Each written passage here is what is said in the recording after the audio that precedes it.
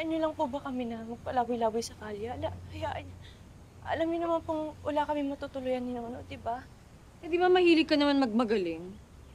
Huwag mo sabihin sa amin na hindi mo kayang alagaan yung sarili mo tsaka yung kapatid mo. Come on. You're not a child anymore, Ina. Huwag mong ipaako sa amin yung responsibilidad mo sa abnormal mong kapatid. Huwag mong matawag-tawag na abnormal ang kapatid ko. Naging mabait kami sa inyo. Sa totoo lang, hindi talaga maganda yung pakiramdam ko sa inyo noon pa eh. Pero binigyan ko kayo ng chance kasi gusto ko magkaayos tayo at gusto ko maging happy si Dad. Pero hindi pa nawawala si Dad. Lumabas na yung totoo mo. Eh, ano naman ngayon? Hindi ko naman itinago sa'yo na ayoko sa'yo. Unlike you, plastic. Ako pa yung plastic. Ikaw nga itong pinagpapawisan, no? Plastic melts, right? Nalusaw ka na sa inyo.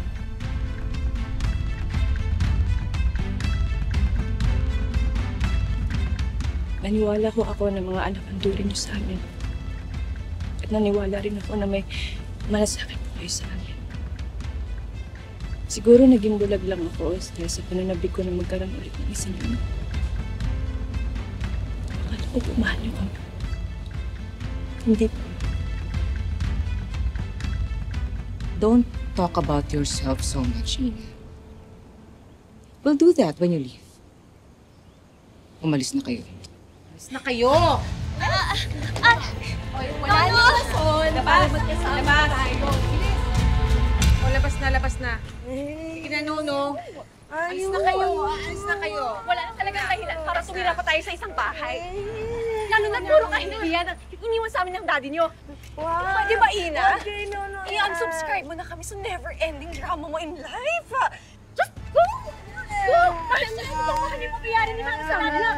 Tama na! Tama na! As a diva! I hate the TV! But... Well, guess what? I like people who hate me to hate me even more! Lalo na patagal na akong puno-puno sa'yo!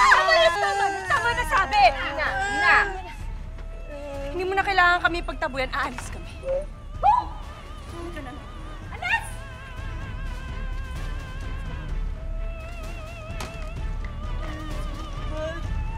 Ina. Baka naman sabihin mo na talagang wala na kaming pakialam sa inyo. Kaya, ito. Para may baon kayo sa pag-alis niyo. Ingat ha, bye. Kasi sa inyo na po yan. Hindi po namin kailangan. Mas kailangan niyo yan. Dahil mas mahal magpa-therapy ng masasamang ugali. Naniniwala ako, ang buhay parang boomerang. Kung ano yung binibigay niyo, yun din ang babalik sa inyo. Halika na. Ayaw mo, di wag.